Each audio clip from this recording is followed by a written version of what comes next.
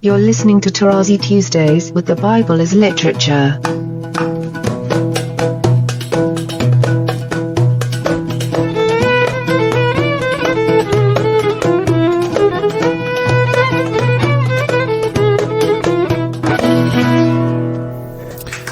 Hi, this is Father Mark Boulos, and you are listening to Tarazi Tuesdays with the Bible as Literature podcast. In today's program, Father Paul begins his discussion of Genesis chapter 30. I am delighted to introduce Father Paul on the Bible as Literature podcast, Tarazi Tuesdays. Okay, chapter 30 of Genesis continues the story of chapter 29, which is the remainder of the list of the children of Jacob. Without going too much into detail, I still would like to underscore something very important, and these two chapters can be taken an example to tell the people that if one does not hear the original Hebrew, one is not hearing Scripture. Take this text, for instance, and try to figure out, as I said last time concerning chapter 29, the explanation of the names. I mean, you're completely lost in English. There is no connection between the name and the explanation of it. I mean, let's jump to these two names in verse 6 and in verse 8, and Dan and Naphtali. I mean, there is no way for you to connect Dan with judgment, unless, obviously, if you know Hebrew or Arabic. Naphtali is the same thing, is to hold together, make a knot. And you have here wrestlings. The same thing about the names of God in 11 and 13. So that would be my comment. And when you get to Issachar, there is no possible way for you to figure out what the text is saying about the Issachar, unless you know the original Hebrew, which is Sakar, which is reflected in the story of Sikar in John chapter 4. Again there, if one doesn't know the original Hebrew, one will never be able to understand what John is saying, except the fact that there was a well there. You know how theology does. You say whatever you want about the text. That reminds me always with this comment, especially by the non-married Roman Catholic priests who, in their sermon at the wedding, say, I God chose Eve from one of the ribs because it is close to the heart. Well, how many times you heard me say there are a couple of ribs that they are way down. How do you know which rib he chose? It just talk, vain talk, And when we get to the daughter, Dinah, again in 21, because the author already explained the name Dan, which is from the root din, to judge, Dinah is very obvious, and later it becomes important when we read the story of what people like to refer to as the rape of Dinah, and they think, it's a judgment on the Shechemites. Technically, it is a judgment on the children of Jacob. I mean, it's ABC. ABC. Now, with Joseph, we have something very interesting that cannot be grasped except in the original Hebrew, because there is a movement in the text in verses 23 and 24 between the verb asaf with an aleph at the beginning. God has taken away, he gathered to the side my reproach. And then the author moves to the verb yasaf, asaf with a yod at the beginning, which means to add. Let me read these two verses, beginning with 22. Then God remembered Rachel, and God hearkened to her and opened her womb. She conceived and bore a son, and said, God has taken away asaf, my reproach. And I shall make a comment about the original word reproach. And she called his name Yosef, with a yod, saying, may the Lord add to me another son. It's interesting because the author wants to say that the reproach was taken away since Rachel will not have only one son but two, the second one being Benjamin. But this play is in the original, and the interesting thing is that the two verbs are close in sound, asaf and yasaf, but these are two different words. So, another example. Now, does this affect theology? Absolutely not, because theology is not based in Scripture. It's just in our mind. But someone like Chrysostom, already in the 4th century, was very careful. He tried to have his reference only Scripture. It doesn't mean that he was always correct in his interpretation. That's not the point. But the methodology is very important, and he's famous in his statement that those genealogies in the Bible are boring, and who could disagree with him? We all know the story of the late Thomas Hobko. He said, do we have always to go through all these names in the genealogy that is found in Matthew? The main thing is Abraham, David, and Jesus. It's enough. Let's go directly to the story of the birth of the Lord, and then we jump to the icons and to theology. That's what we do. But Chrysostom did not say that. They are boring, but they are there. And we have to hear them.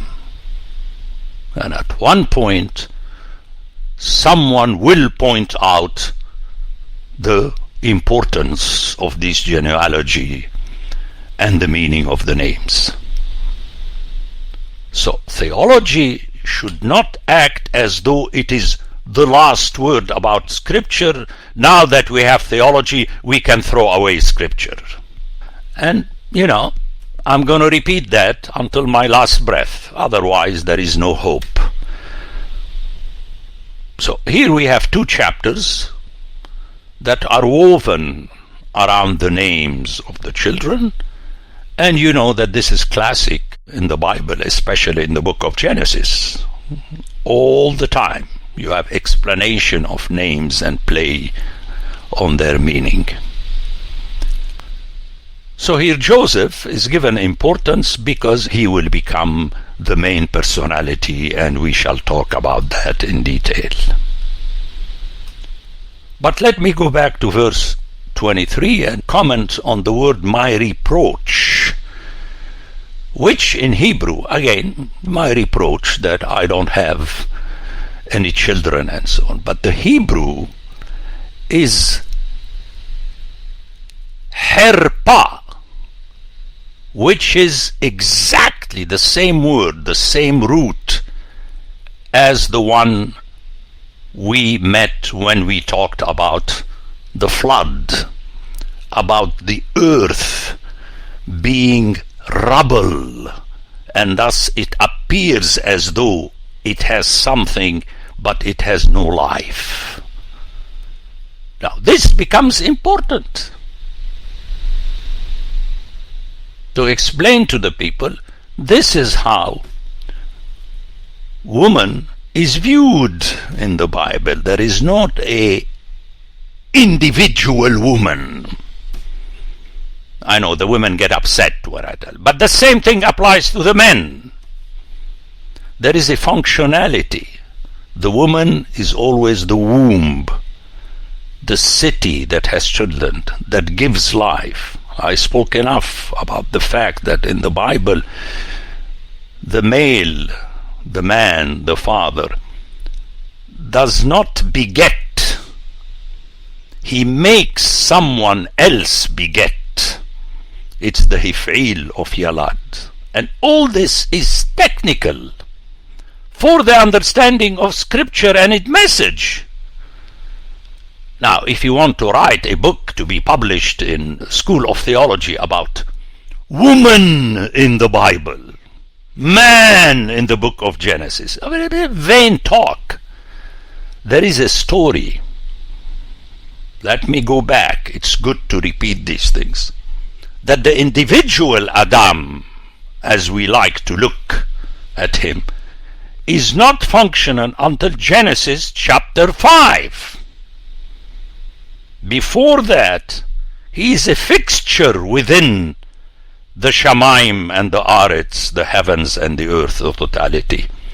That's why systematically, except for the first instance, he is referred to as Ha-Adam, the human being. And in Genesis 1, Ha-Adam is male and female, which means the statement applies to all human beings.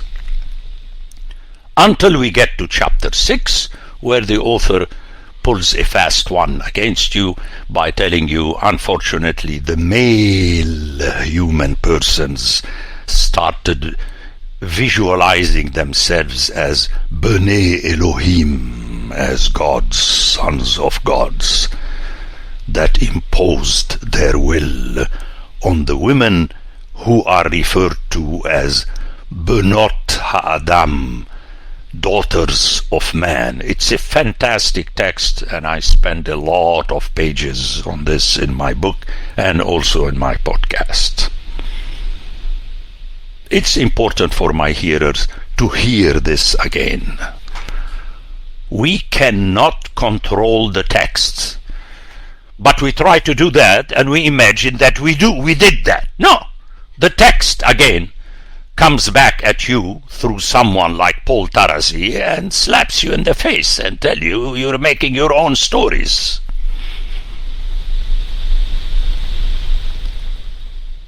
So, very important, the knowledge of all these words. And every time I say I don't want to belabor it, but I find myself forced to remind my hearers, because I can visualize them looking for the meat in my presentation.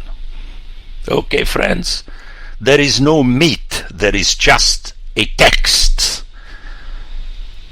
And you have to gather what the text is trying to tell you. And when Rachel had borne Joseph, let's listen to this in preparation for the following, because otherwise, as usual, I tell you, if you eliminate these verses, you're not going to miss anything. But they are there for a reason. Jacob sent to Laban, "Send me away, the Pi'al of Shalah, Shileah, Shalaheni, that I may go to my own home and country." There is no way you're not going to recollect that when you get to the story of Exodus, where God imposes on Pharaoh to let his people go, so that they would go back home to their home and country, which is the biblical home and country. But this is linked to whom? To Joseph. So it's not only that the author is already looking for what he's going to write in Exodus. He's doing this via Joseph, who will be the main personality in the last chapters of Genesis, over a long series of chapters. "Give me my wives and my children for whom I have served you," which is abatti. I was enslaved to you. I worked for you as a slave. And that also is a presage to the slavery in Egypt. And this is powerful because here he is enslaved by his kin, which means that it is not only the stranger that is a threat to you, it's your own kin also that is a threat to you. No one is better than the other. And let me go for, the service. Again, abodah.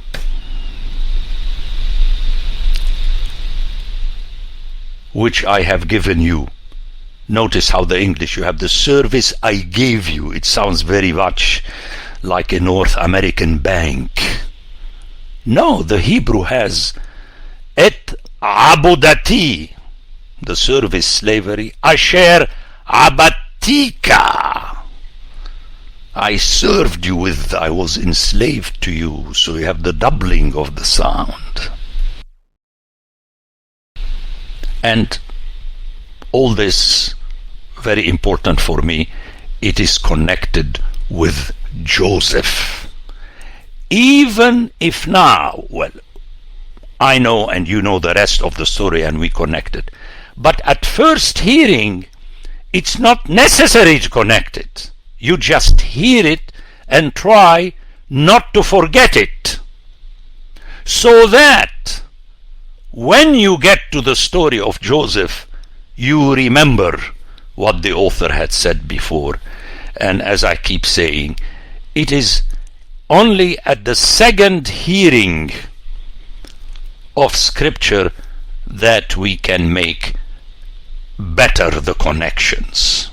And that's why Scripture was written, as we see already in the law, to be heard every year at certain times, so that you could hear it again and again and again. And not say after the 5th year, well, we heard Scripture enough, let's decide for the next 3 years to have readings from the writings of the Holy Fathers. You're not allowed to do that, and you know my joke about this. Technically, the rubrics do not have references to these writings. But in the monasteries, they want to fill their time during the meals in order to have the monks and the nuns not talk, but just shut their mouths. And it's easier to do that when you have them listen to something. And we all know from experience that no one listens to anything when someone is eating. Which tells you that these readings are secondary.